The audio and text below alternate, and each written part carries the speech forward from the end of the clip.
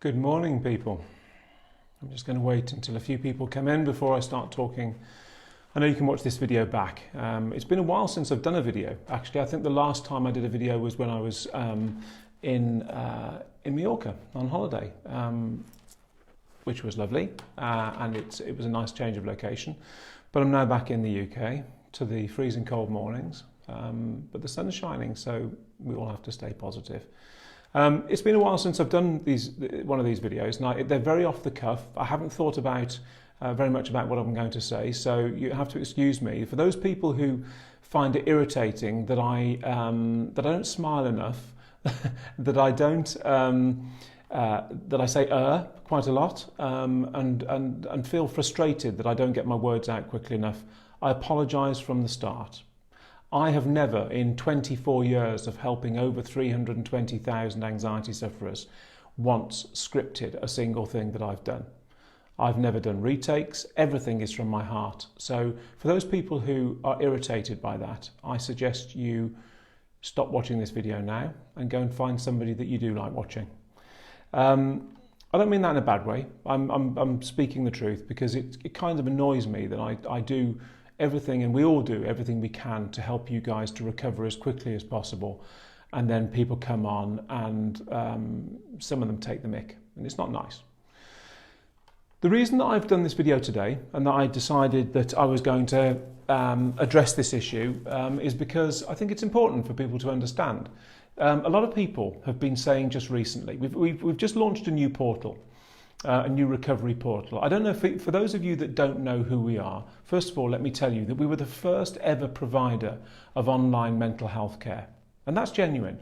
We started providing online mental health care with psychologists and psychotherapists in 1996. Nobody else was doing it at the time, and people are still struggling to get it right. And we've been doing it since then. But just recently, we've had a number of new iterations of the online portal, and the most recent one is much cleaner, much faster, much more mobile enabled, and it's an amazing piece of kit, and it's brand new. So, but for that reason, we've been putting out more messages saying to people, have you seen our new portal?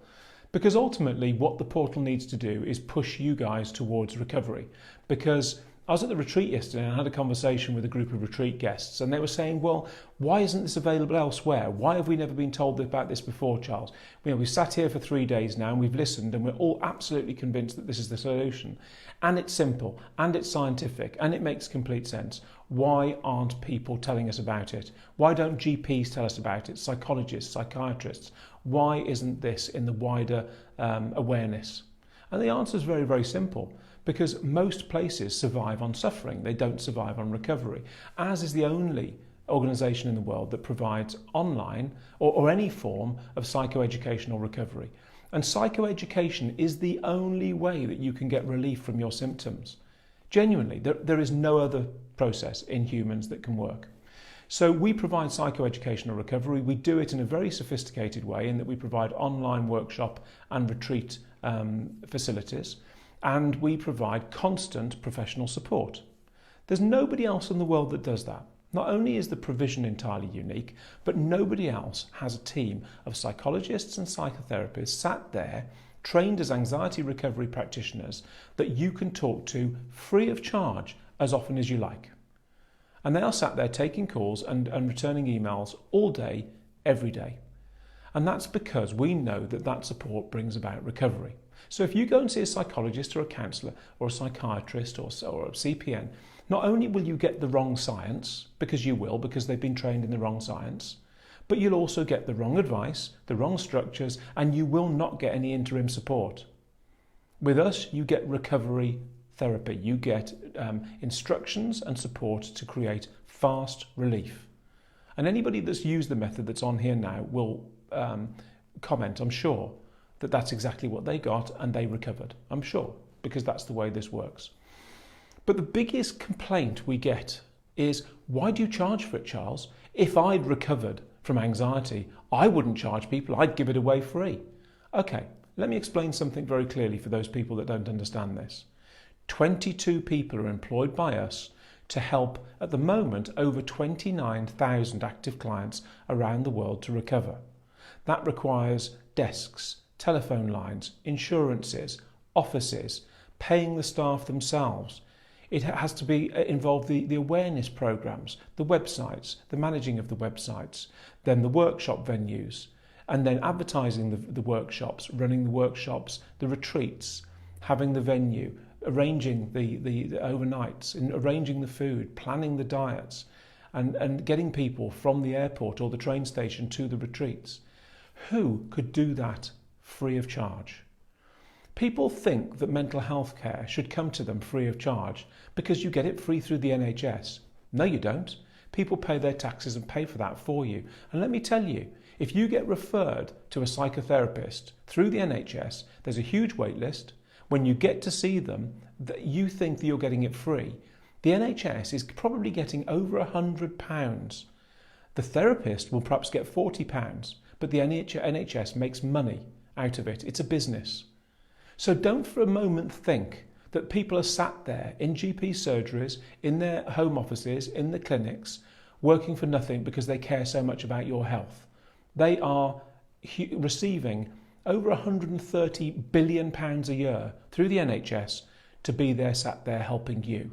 So when we charge somebody £179 for unlimited support and access to all the materials, and it pushes you towards recovery, please stop pointing the finger at us and point it at the psychiatrists. £240,000 a year psychiatrists who are practicing false science, giving people false hope and producing zero recovery. Yeah? Because it really grates on my nerves and all of our practitioners. They sit there and they say, we just don't believe it. These people are so abusive to us on the phone because they say we shouldn't be charging them. We should be helping them free of charge. Really?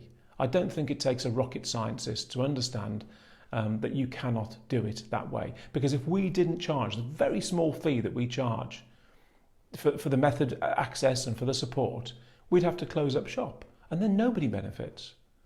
My wish one day is for TLM, for our process, to be in every school, to be in every barracks, to be in every police headquarters, to be in every university, so that people don't need to suffer. So we can stop it, nip it in the bud before it activates, so that nobody has to have panic attacks, agoraphobia, OCD, PTSD, emetophobia, health anxiety, eating disorders, fear of dying, fear of fainting, self-harming. None of them, because they're all unnecessary. And people who do the method will tell you that it works so quickly and so effectively and so fully. So why would you do something else? Because nothing else works. The science isn't correct elsewhere. I'm hoping that makes sense to you. And the reason I'm telling you this is because we work, I literally haven't had a day off for 22 years. And that is the truth. I haven't had a day off for 22 years. Not a single day without work for 22 years. And Beth works equally as hard. We all do. But ultimately we lead people to recovery. And that's because we're passionate about what we do, because we're passionate about the recoveries we create. So if you're sceptical, and if you're looking at me saying, oh, he's just down here talking about his business so that we all buy his method. No, not at all. Pick up the phone, talk to the staff. They're psychologists and psychotherapists. They're not just salespeople.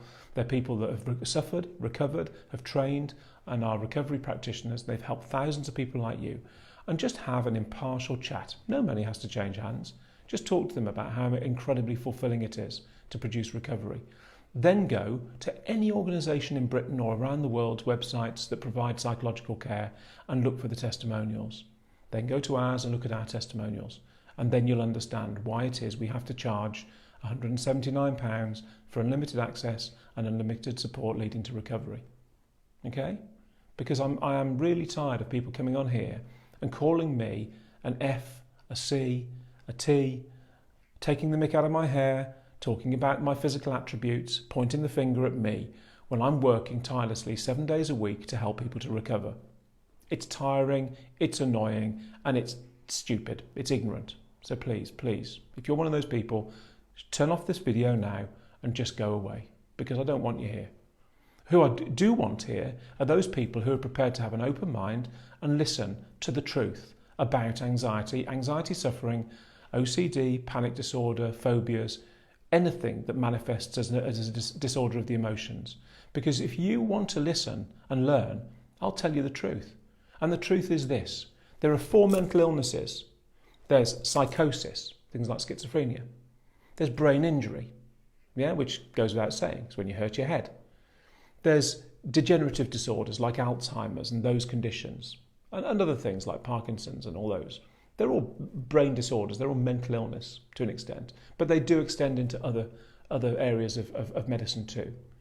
And then you've got true clinical depression. And by clinical depression, I mean the condition that is caused by chemical imbalance and other factors that we don't really understand. Anxiety, panic disorder, OCD, health anxiety, emetophobia, eating disorders, self-harming, fear of dying, fear of fainting. All of those conditions and all of the conditions that belong inside anxiety, because they all do, are not mental illness. There is nothing wrong in your head.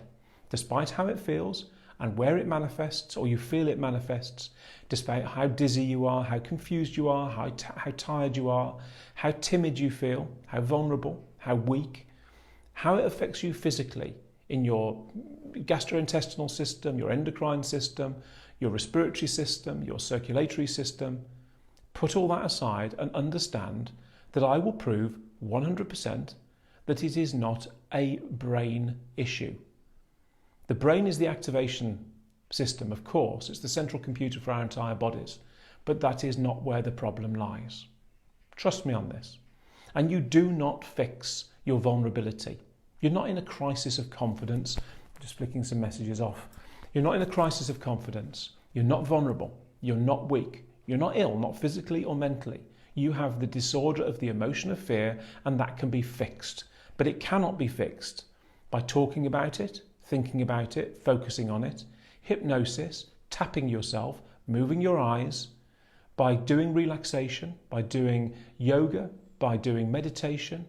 They will all, without exception, prevent recovery or increase your anxiety, without exception.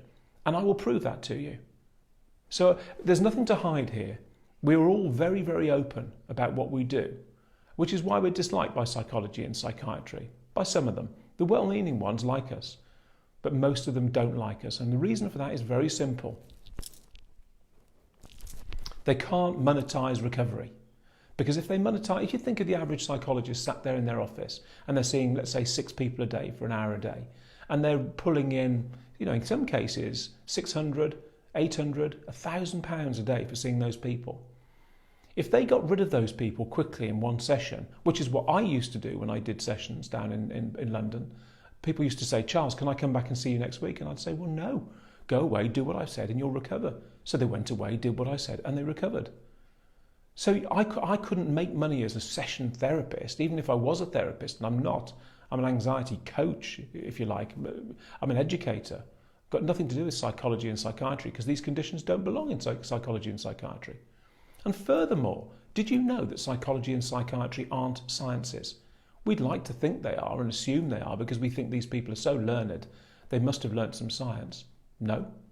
A psychiatrist will have been to medical school and learnt about the physiology of the human body and then specialised in psychiatry, but he's a prescription writer, or she.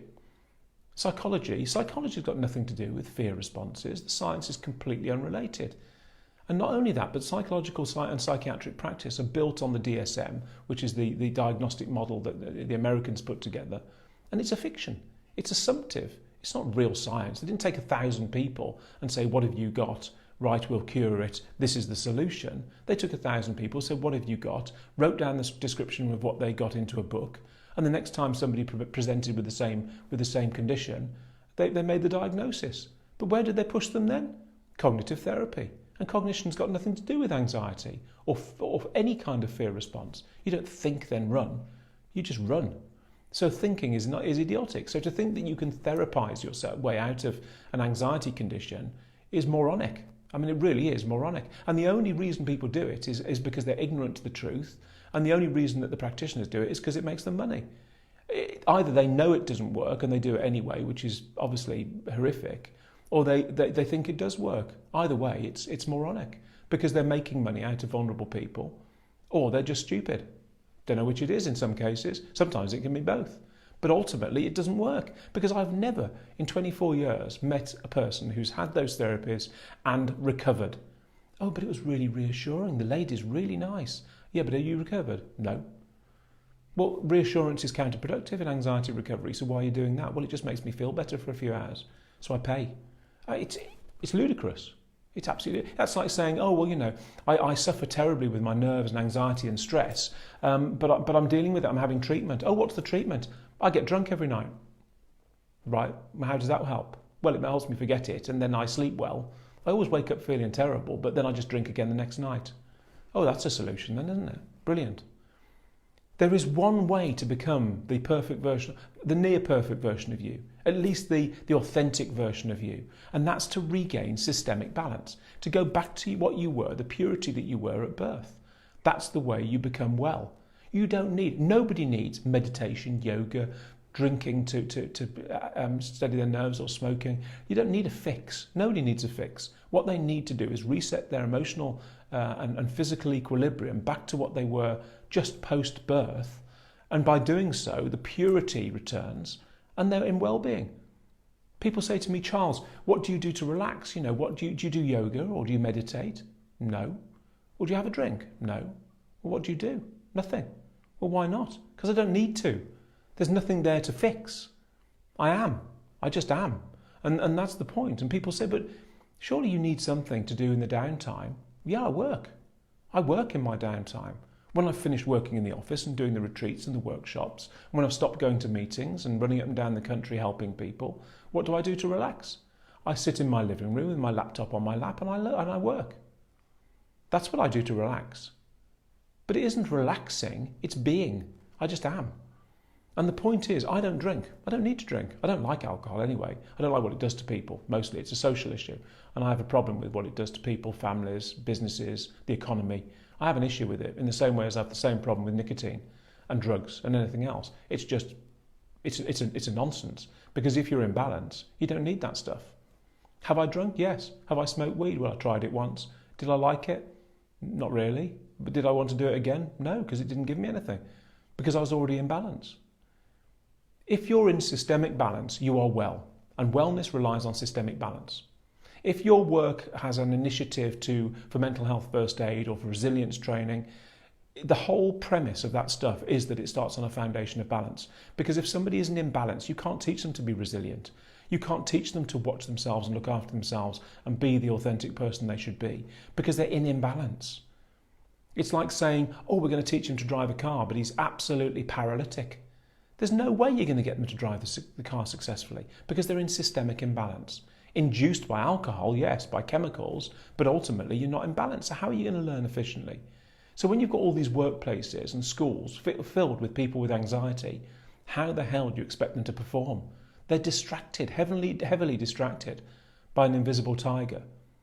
And you, in your lives, you know what it's like. You've got anxiety, panic attacks, agoraphobia. How focused do you feel on the important things in life? Your kids, your family. How much importance do you place on your job? No, all you do is focus on how you feel and what you're thinking and how vulnerable you feel and how you're going to manage the day, cope with all of the symptoms, and then take the next tablet or the next fix that might help and will probably fail. And in my experience, I'm telling you, will fail. You have a choice. You can either be the person that joins the gym and never goes and carries on paying the fee, or you can be the person that joins the gym, goes 3 times a week, loses weight, gets fit and stays alive longer. That's your choice. That's the option that we offer. If you went to a personal trainer and said, I need to lose weight and I need to get fit, and the personal trainer said, well, you've got 3 options. A, I'll give you some medication. B, I'll give you some therapy. Or C, I'll give you a fitness plan and a diet plan. The first one, the tablets, will help you to forget how unfit and overweight you are. The second one will help you to come to terms with how unfit and overweight you are. And the third one will make you lose weight and get fitter. Without fail, because that's the way the human body works. Which one would you take? Most people go for the tablets. Why? Because they're given false hope by their doctors and psychologists. Some people take the therapy route. Oh yeah, we'll just talk about that trauma and we'll keep talking about it and keep dragging it out. Your brain is trying to forget that you're anxious. It doesn't want to be anxious. How the hell is it going to help if you're rating your anxiety, talking about your anxiety, assigning blame, keeping anxiety diaries, pushing your anxiety, and all of those things that cognitive therapists tell you and convince you are true and real and will work for you. When in fact, they shouldn't even be treating you because they haven't got a clue what anxiety really is, where it's formed, how it forms, and what it does to you. And they certainly have no idea on how to get you to recovery, because if they did, you'd be recovered. And so would the 310,000 people that have been to us. And so would I have been, by the tens of thousands of pounds I spent on inappropriate treatments that lost me my house and my livelihood and my car and my camera equipment and everything that could have given me the opportunity to actually recover. And I lost it to a man who drives around in a Porsche with his head held high, pretending that he's something he isn't. It's disgusting. And I won't stand for it. If you want recovery, I was you. Once, I was a housebound agoraphobic with panic disorder, OCD, emetophobia, HOCD. My brain drove me to distraction. From the second I woke up, what if I'm gay? What if I have a panic attack? What if I get killed by touching something that contaminates me? What if I eat that food? I had eating disorders, emetophobia. I had it all. I was an absolute physical wreck. Why? Not because I deserved to be, not because it was an illness, but because the idiots that had given me advice since I was 14 years of age led me there. They took me down that path, and they've taken you down the path. And now it's time for you to find your way off that path, back into science, back into recovery, and do what it takes for your brain to actually get relief from your condition. Because I am sick and tired of watching people like you be innocent victims to a system that is set up to harm people. Sometimes with good intention, but mostly not. Mental health first aid, mental health awareness day. It's all ways of keeping you mentally unhealthy, focusing you on your vulnerabilities, focusing you on your condition. It's an absolute appalling mess. And I'm saying it out loud because it's true. If people listened to us, there would be no anxiety anywhere. People would recover, but they won't listen to us because we equal empty pockets for them.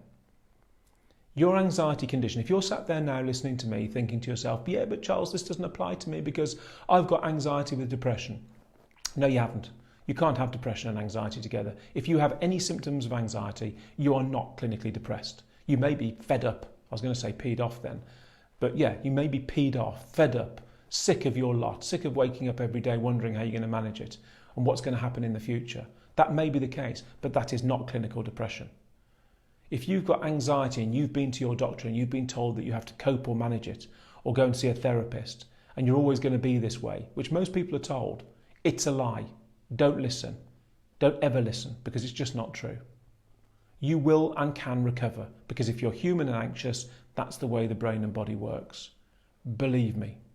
And you won't hear anybody else say this because nobody else knows how to create recovery. Despite what they brag about on their silly little websites, they haven't got a clue. Talk to my staff free of charge. Understand the process. Get on the program if you feel that compelled to do so. Put the structure in place and start recovering today. Because yesterday I was at the retreat helping some clients. 12 clients came on Tuesday. They're leaving today. I'm going back up there at 1 o'clock. And over the last 12 and a half years now that we've been doing 2 of those a month, and people literally come from all over the world to them, I sit and watch 12 people recovering. In less than 4 days, they feel massively relieved and they know they're going to recover. That's the important thing. They know 100% that recovery is either happening, has happened, or is just around the corner for them. And that's magical.